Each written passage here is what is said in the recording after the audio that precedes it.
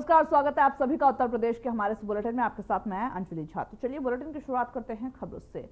लखनऊ में आज युवा कार्यक्रम खेल मंत्रालय भारत सरकार के तत्वाधान में विकसित भारत युवा संसद महोत्सव का आयोजित किया गया था, जहां पर इस कार्यक्रम में बतौर मुख्यमंत्री योगी आदित्यनाथ ने शिरकत किया। वही कार्यक्रम में सीएम योगी ने अपने संबोधन में कहा कि भारत ने लोकतंत्र की जिस विधा को अपनाया है वह संसदीय लोकतंत्र है।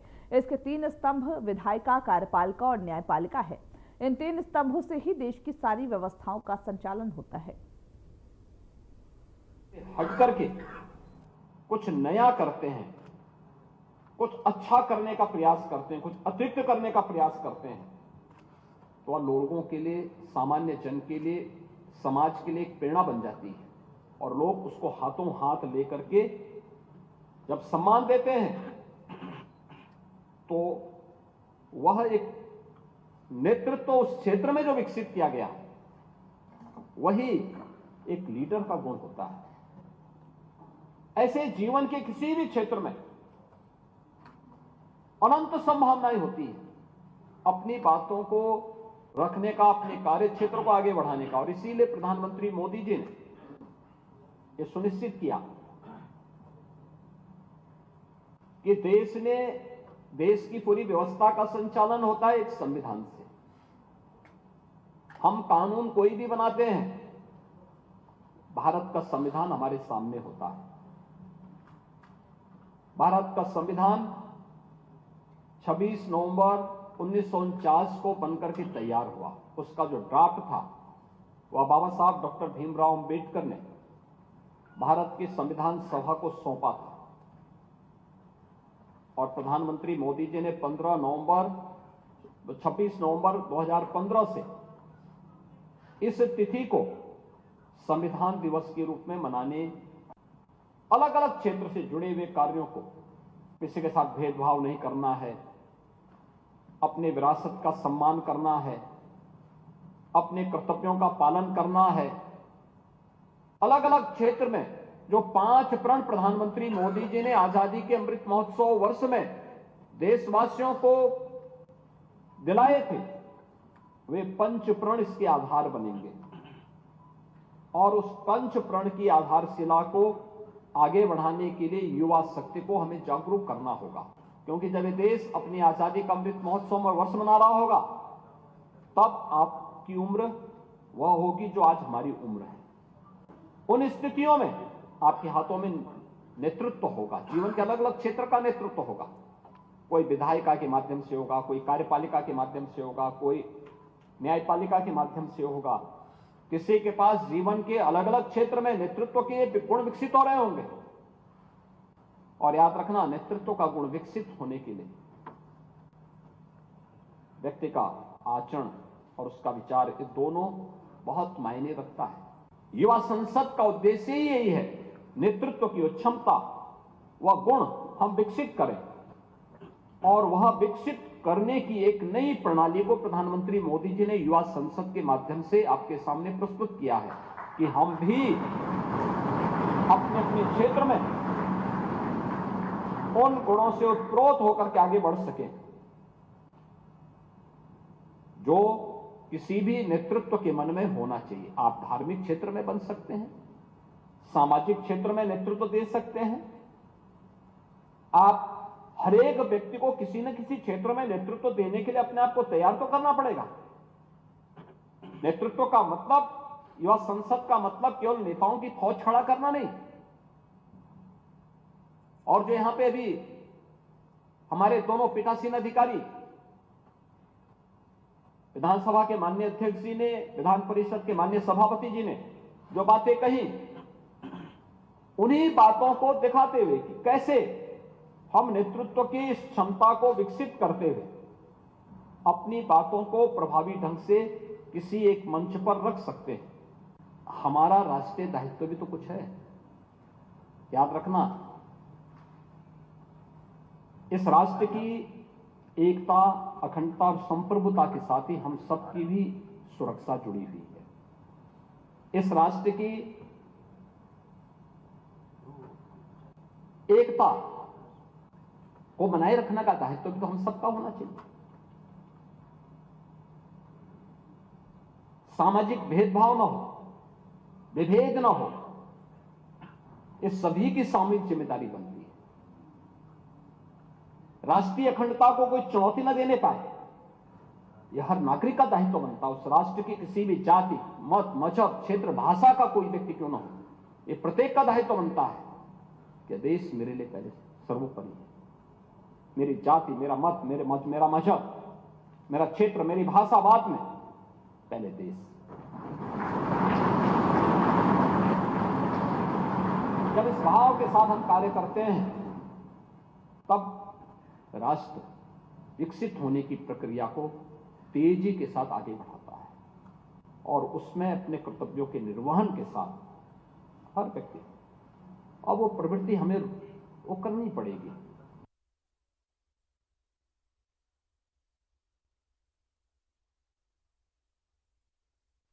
सीएम योगी आदित्यनाथ के आदेश पर यूपी के सभी जिलों में 1 अप्रैल से एक विशेष अभियान चलाया जा रहा है, जहां इस अभियान के तहत अवैध ई रिक्शा और ऑटो के खिलाफ सरकार ने सख्त रुख अपनाते हुए विशेष अभियान चलाने की घोषणा की। सीएम योगी के निर्देश पर परिवहन विभाग ने पूरे अप्रैल में राजधानी लखनऊ के सभी जिलों में अभियान चलाने का फैसला लिया है, जिसके तहत बिना पंजीकरण वाले ई रिक्शा और ऑटो के खिलाफ कार्रवाई की जाएगा।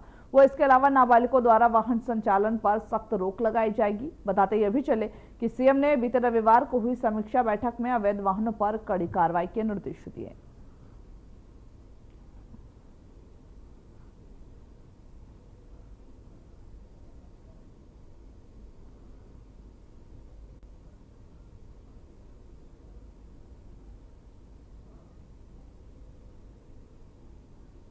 तो अवैध रिक्शा वाहन संचालकों पर कड़ा रुख अपनाते हुए सीएम ने निर्देशित किया।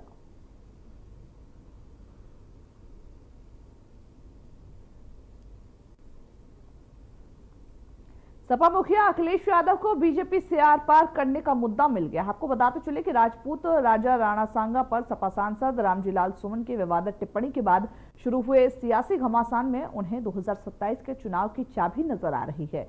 उत्तर प्रदेश में सपा सांसद रामजीलाल सुमन के घर पर करनी सेना के जो लोग हैं उन्होंने घेराव किया था। उसको लेकर के राजपूत बनाम दलित बनाने की कोशिश हो रही है। तो वहीं अखिलेश की यह रणनीति कितनी सटीक साबित होगी यह तो समय ही बताएगा, पर इतना तो तय है कि अखिलेश बीजेपी को चिंता में डाल सकते हैं। तो वहीं 2024 के लोकसभा चुनाव में विपक्ष ने बीजेपी को संविधान विरोधी, आरक्षण विरोधी साबित करके नुकसान पहुंचाया था। जाहिर यह भी है कि बीजेपी नहीं चाहेगी कि 2027 के चुनाव में भी इस तरीके का माहौल बन सके।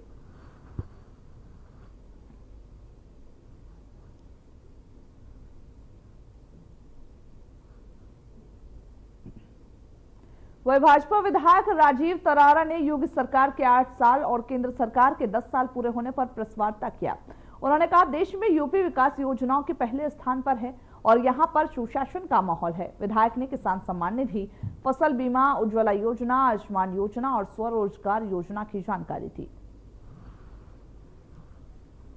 तो योगी सरकार के 8 साल पूरे होने पर और साथ ही साथ केंद्र सरकार के 10 साल पूरे हुए हैं। इसी दौरान योगी सरकार के लिए जो काम किए गए हैं, सरकार की जो उपलब्धियां हैं उसको गिनाया गया और साथ ही साथ यह भी बताया गया कि योगी आदित्यनाथ के अंदर जब से उत्तर प्रदेश आया है, जब से उत्तर प्रदेश के वो सीएम बने, तब से उत्तर प्रदेश की तस्वीर बदली है, तकदीर बदली है। अपराधी जो है वो भी थर थर कांपते हुए नजर आते हैं और साथ ही साथ तमाम ऐसी उपलब्धियां हैं जो सीएम योगी आदित्यनाथ ने अपने नाम किया है और आगे भी इस बात का लक्ष्य है कि 2027 तक जिस तरीके से सरकार काम करते हुए नजर आ रही है वो आगे इसी तरीके से कार्यरत रहे।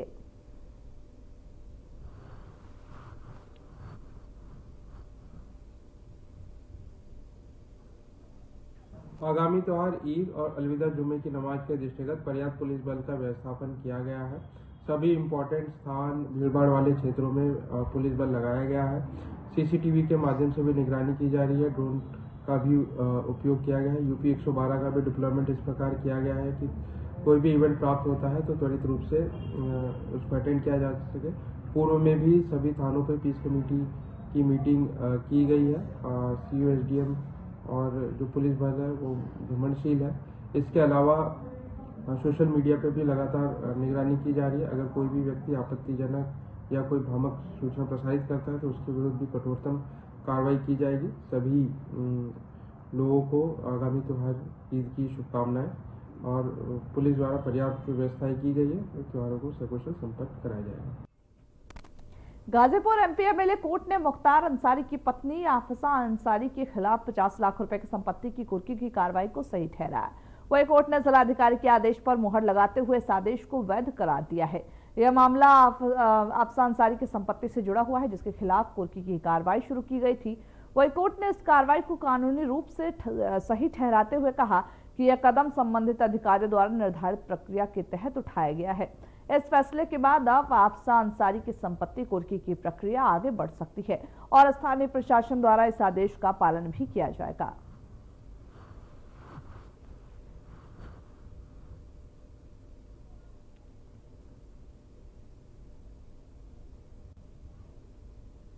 पत्नी आफिसा अंसारी के नाम से जफरपुरा वार्ड के मोहम्मदाबाद में एक संपत्ति क्रय किया था, जिसे तत्कालीन जिलाधिकारी द्वारा कृष्णानंद राय की हत्या के बाद जो मुख्तार अंसारी के ऊपर जो गैंगस्टर का मुकदमा दर्ज हुआ था, उस मुकदमे को आधार बना के पूरी संपत्ति को कुर्क कर दिया गया था।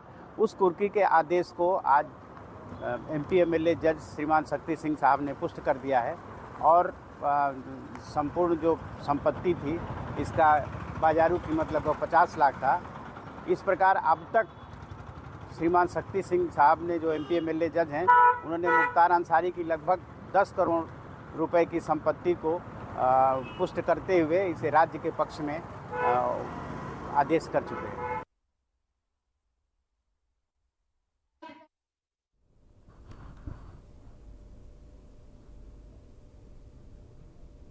वही महोबा जिले से एक चौंकाने वाली घटना सामने आई है, जहां पर फिल्म अभिनेता श्रेयस तलपड़े समेत 15 लोगों के खिलाफ ठगी का मुकदमा दर्ज किया गया। आरोप यह है कि इन लोगों ने चिटफंड कंपनी के नाम पर ग्रामीणों से करोड़ों रुपए ठगे थे। यह ठगी नगद जो Luni urban multi state credit और थ्रेड कोऑपरेटिव सोसाइटी लिमिटेड नाम की कंपनी द्वारा की गई, जो पिछले 10 वर्षों से महोबा सदर मुख्यालय में संचालित हो रही थी। कंपनी के एजेंटों ने ग्रामीणों से रुपए जमा करने के बाद उन्हें दोगुना करने का झांसा भी दिया था। इस मामले में महोबा के श्रीनगर थाने में ठगी का केस दर्ज है और पुलिस मामले की गहराई से जांच कर रही।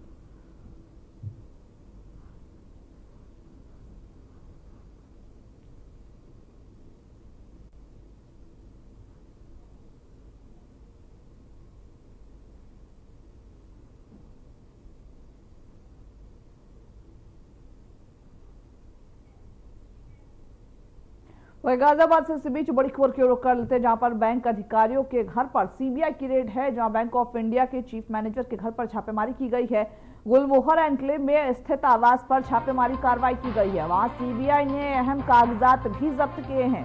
आरोपों के घेरे में बैंक अधिकारी नजर आ रहे हैं। पैनल बैंक की वकील सुप्रिया भी इस दौरान फंसी हुई नजर आ रही है।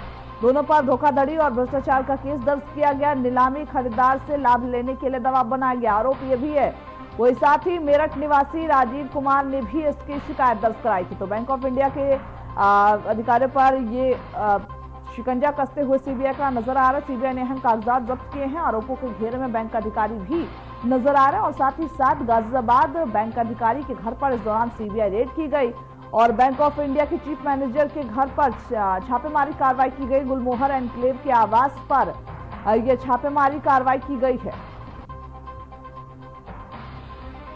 तो गाजियाबाद में बैंक अधिकारी के घर पर सीबीआई की रेड की गई।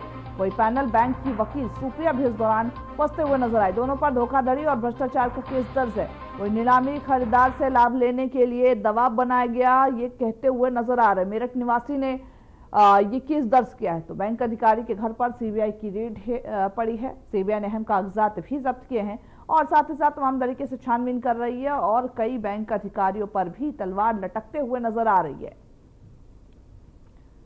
जहां बैंक अधिकारी के घर पर सीबीआई की रेड पड़ी है और इसी दौरान सीबीआई ने अहम कागजात भी जब्त किए हैं।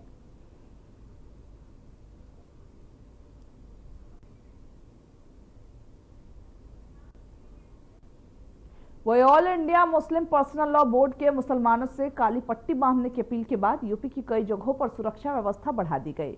उनकी इस अपील का असर कई मुसलमानों पर भी देखने को मिला, जहां कई मुसलमान दाएं हाथ पर काली पट्टी बांधकर नमाज अदा करने पहुंचे। तो वहीं मेरठ में भी मुसलमान हाथ पर पट्टी बांधकर नमाज अदा करने अपने घर से निकले, जिसके बाद कड़ी सुरक्षा के लिए तैनात पुलिस बल ने उन्हें रोका और उनके हाथ पर बंधी हुई जो काली पट्टी थी वो उतरवा दी।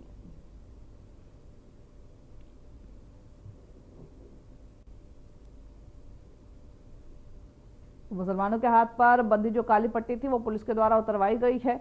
तो तस्वीरें हम आपको दिखा रहे हैं जहां पर मुसलमान अपने हाथ पर काली पट्टी बांध करके नमाज अदा करने के लिए जाते हुए नजर आ रहे हैं। इसी दौरान जो पुलिस वाले वहां पर खड़े हैं वो उन्हें रोककर वो काली पट्टी उतरवाते हुए नजर आ रहा है। आपको बताते चले कि all India Muslim personal law board की ओर से ये अपील किया गया था और कहा गया था कि इसमें एक प्रदर्शन के तौर पर नहीं करेंगे, लेकिन कहीं ना कहीं ये जो विरोध है वो हम हाथों पर काली पट्टी बांध करके करते हुए नजर आएंगे। और इसी दौरान कई मुसलमानों ने उनकी बात को माना और पुलिस ने हालांकि सजगता बरतते हुए और मुसलमानों के हाथों से काली पट्टी निकलवा दिया है।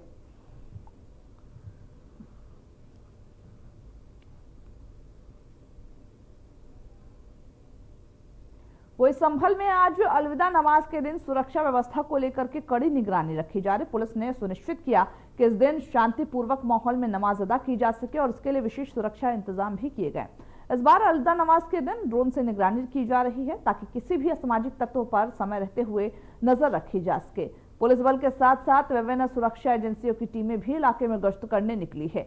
वही पुलिस अधिकारियों ने शहर में शांति बनाए रखने के लिए पर्याप्त पुलिस बल की तैनाती की है और साथ ही साथ सभी से अपील करते हुए भी नजर आ रही है। और इस आखिरी नमाज के दिन ड्रोनों से, तस्वीरें हम आपको दिखा रहे हैं, ड्रोनों से ये निगरानी की जाए ताकि किसी भी तरीके की कोई जो दंगे फसाद तमाम तरीके की जो तस्वीरें सामने आती वैसी कोई तस्वीरें ना सामने आए।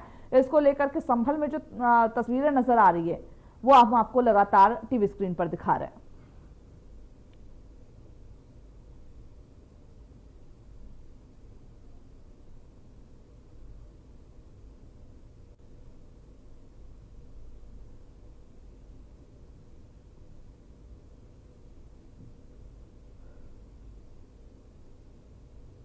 तो ड्रोन से निगरानी रखी जा रही ताकि किसी भी तरीके जो आपराधिक तत्व हैं वो एक्टिव ना हो। इसी के मद्देनजर ये अधिकारियों के द्वारा सख्ती दिखाई जा रही है।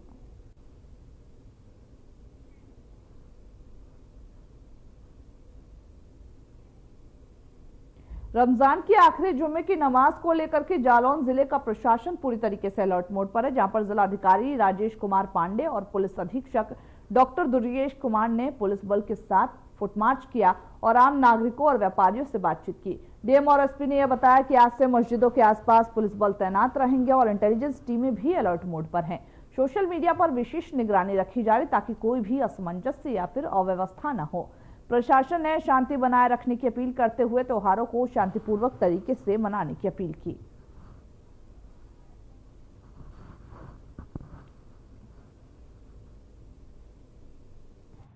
कल ईद के अलविदा, रमजान के अलविदा की नमाज, इसके लिए जिला प्रशासन और पुलिस प्रशासन ने मजबूत तैयारी कर रखी है। मजिस्ट्रेट और पुलिस अधिकारियों की ड्यूटी लगी है।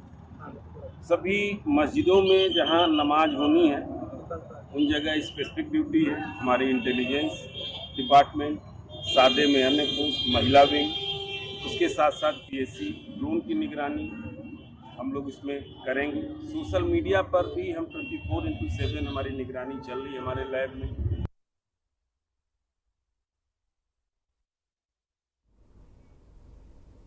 वही अलविदा जुमे की नमाज को लेकर के पुलिस प्रशासन ने सुरक्षा के व्यापक इंतजाम किए हैं। ड्रोन कैमरे से पूरे क्षेत्र की निगरानी की जा रही ताकि किसी भी असामाजिक तत्व की पहचान किया जा सके। पटियाला एटीएम पटियाला क्षेत्र अधिकारी ने पुलिस बल के साथ मिलकर के पैदल फ्लैग मार्च निकाला और आम नागरिकों और व्यापारियों से शांति बनाए रखने की अपील की।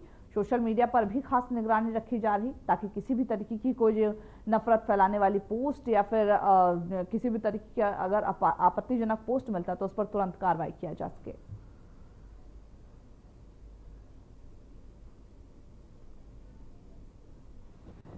पुलिस और प्रशासन के द्वारा एक तो सेक्टर स्कीम लगा दी गई है। हर मस्जिद पे जो है एक सेक्टर मजिस्ट्रेट की तैनाती की गई है। इसके अलावा सीओ और एसडीएम भी दोनों मिलकर संयुक्त टीम के द्वारा सभी मस्जिदों की जांच कर रहे हैं। प्रशासन ने सेंट्रल पीस कमेटी की बैठक बुला के पहले निर्देश दिए कि कोई भी जो है नमाज जो है सड़क पे या सानिशान पे नहीं, सब मस्जिद में पढ़ी जाएगी।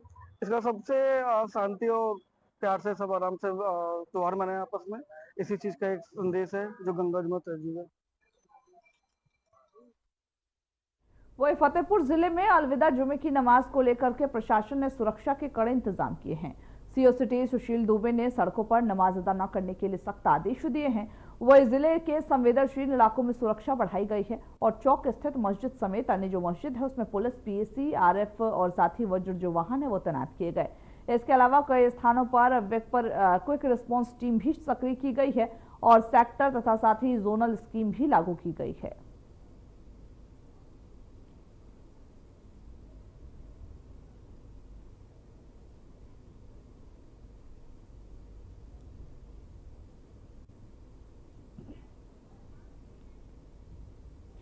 वही नोएडा के एक गर्ल्स हॉस्टल में एसी फटने से अचानक आग लग गई, जिसके बाद कई छात्राएं बिल्डिंग से कूदने को मजबूर हो गई। कूदते वक्त कई लड़कियां घायल हो गई। इस घटना का वीडियो भी बेहद भयावह है। पुलिस और फायर ब्रिगेड ने घटनास्थल पर पहुंचकर राहत कार्य शुरू किया, जिसके बाद घायल छात्राओं को अस्पताल में भर्ती कराया गया। तो तस्वीरें हम आपको दिखा रहे हैं जहां पर आग लगने के बाद जो छात्राएं हैं वो अपनी बालकनी से कूदते हुए नजर आ रही हैं। और हालांकि ये जो तस्वीरें हैं वो बेहद भयावह हैं, लोगों को हैरान करने वाली है। लेकिन सवाल ये है कि आखिर कोई इमरजेंसी एग्जिट क्यों